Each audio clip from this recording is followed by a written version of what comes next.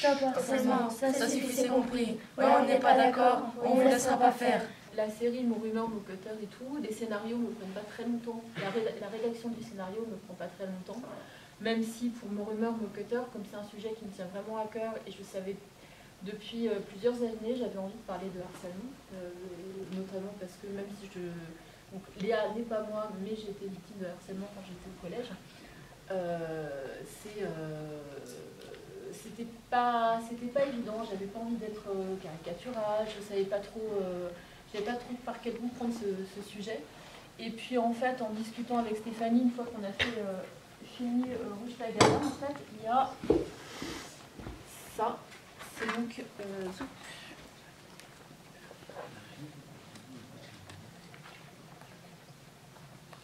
alors, elle est où cette photo?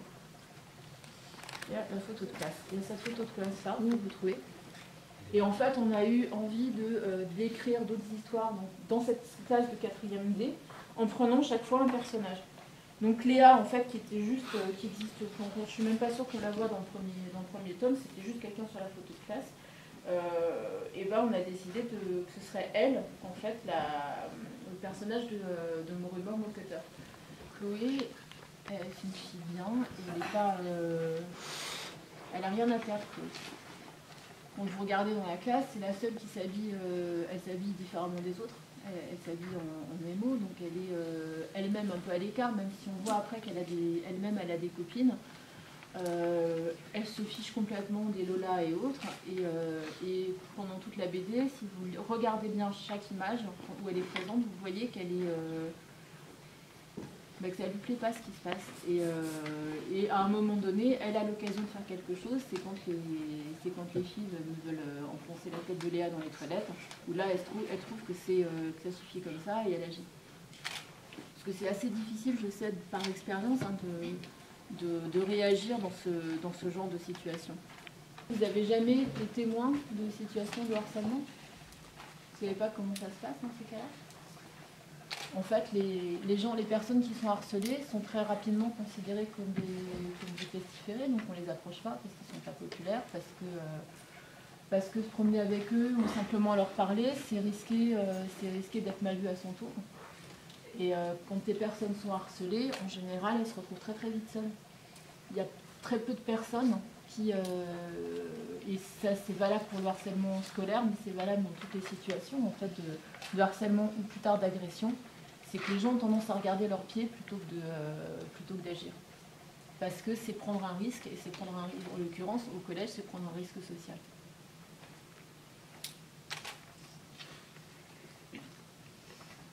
Que pensez-vous de l'utilisation des réseaux sociaux par des élèves de l'âge de Léa? Bah rien, parce que en fait, je crois que c'est quelque chose qui est à double tranchant, c'est-à-dire qu'en fait les réseaux sociaux ça va permettre énormément de choses, ça va permettre de s'informer, ça permet de rester en contact avec ses amis. J'ai des copines qui sont beaucoup plus jeunes que moi, qui sont des élèves que j'ai suivis au collège et au lycée de Metz, donc elles avaient 13-14 ans à l'époque, elles étaient sur des réseaux sociaux et il n'y a jamais eu de problème. Je pense que le souci des réseaux sociaux, c'est que on trouve des prédateurs, c'est-à-dire des adultes qui peuvent exploiter effectivement la naïveté des gens. Mais on l'a trouvé déjà à mon époque, il n'y avait pas de réseaux sociaux. Et le fait que tout va être démultiplié. C'est-à-dire que j'ai 43 ans, vous en avez 14-15. Moi, j'avais pas Internet, il n'y avait pas Facebook. Et il n'y avait pas les téléphones portables. Donc quand je me faisais harceler, ça restait vraiment au sein du collège. Quelque part, c'était beaucoup moins dur. Le problème aujourd'hui du harcèlement scolaire, c'est que effectivement, les personnes harcelées vont être poursuivies sur les réseaux sociaux, vont être poursuivies sur leur téléphone portable, que voilà, c'est cette espèce de démultiplication. Mais je pense que faire des réseaux sociaux un instrument les diaboliser, ça sert strictement à rien. Après, c'est juste aussi à vous d'apprendre à les utiliser correctement et Et surtout d'essayer de ne pas être trop vulnérable, parce que c'est vrai que moi je me rends compte qu'à votre âge, j'aurais été une des premières à poster des photos de moi sur Facebook, simplement parce que j'avais besoin d'être aimée, j'avais besoin d'être appréciée, et que j'imagine que les personnes qui me harcelaient s'en seraient données à cœur joie. Et je crois que c'est vraiment quelque chose avec lequel il faut compter, et puis on est tous, je veux dire, même moi je suis pendue à Facebook 24 heures sur 24, donc voilà. Mais c'est vrai qu'il faut faire un tout petit peu attention à ce qu'on fait. En tout cas, de mon expérience et des témoignages que j'ai pu avoir, quand tu es harcelé, tu n'as pas envie, d'abord tu n'arrives pas forcément à en parler. Ensuite, les adultes, les parents, les parents peuvent être là, mais c'est vachement difficile de dire ce qui se passe et de trouver les mots. Léa, en plus, n'a pas forcément envie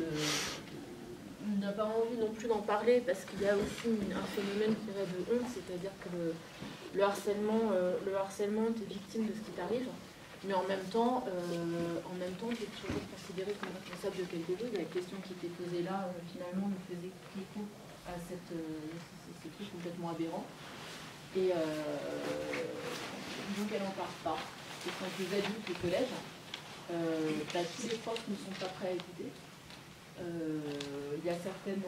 Et puis il y a un autre phénomène qui est aussi, est-ce que si tu dis, par exemple, si Chloé avait dit, si Léa avait dit, pardon, voilà, il y a Lola et les autres qui me harcèlent et tout ça, est-ce que finalement les profs, s'ils décident d'agir à l'encontre de ces élèves, n'allez pas se retourner après contre Léa? Je pense qu'il y a plein de choses qui se mélangent et qui font que c'est très très difficile d'en parler. Vous êtes en cercle et puis il y a quelqu'un qui commence à poser une question, donc qui te dit justement action vérité. Alors si tu réponds vérité, on va te poser une question généralement assez gênante. Ça peut être, voilà, est-ce que d'ailleurs elles le font dans la bande dessinée. Plus ou moins, il y en a une qui dit est-ce que tu as déjà couché avec un garçon par exemple. Et si tu dis action, tu dois faire un gage. Donc le gage, en général, ça commence toujours très gentiment. Et puis au fur et à mesure de la soirée, en plus, là, les filles, elles ont quand même tout un petit coup dans le nez. Mais normalement, tu es en confiance et tu es entre amis. Donc on te dit action, ça va être va faire ta connerie au téléphone, va appeler un tel et tout ça. Ça peut être aussi fais ton striptease. Stop harcèlement, ça suffit, c'est compris. Ouais, on n'est pas d'accord, on vous laissera pas faire. Je me souviens de toi, j'entends encore ta voix, tes mots qui tes insultes. Moi je n'avais rien fait, j'étais nouvelle élève. Stop au harcèlement, ça suffit, c'est compris. Ouais, on n'est pas d'accord, on vous laissera pas faire. Tu me disais sans cesse des mots qui me font mal. Tu savais ma détresse, t'en profitais pas mal. J'ai pensé à suicide, j'ai vécu dans la peur. Stop au harcèlement, ça suffit, c'est compris. Ouais, on n'est pas d'accord, on vous laissera pas faire. Et tout a commencé par des claques, des croche-pieds, des rumeurs dans mon dos et les réseaux sociaux, des photos modifiées, des appels répétés. Stop au harcèlement, ça suffit, c'est compris. Ouais, on n'est pas d'accord, on vous laissera pas faire. Je suis rentrée chez moi, bien sûr je n'ai rien dit. Mon père, ma mère, ma soeur, personne ne savait rien. Le collège chez l'enfer. Pourtant j'y vais encore, il faudra bien que ça cesse. Il faudra bien que ça cesse. Il faudra bien que ça cesse.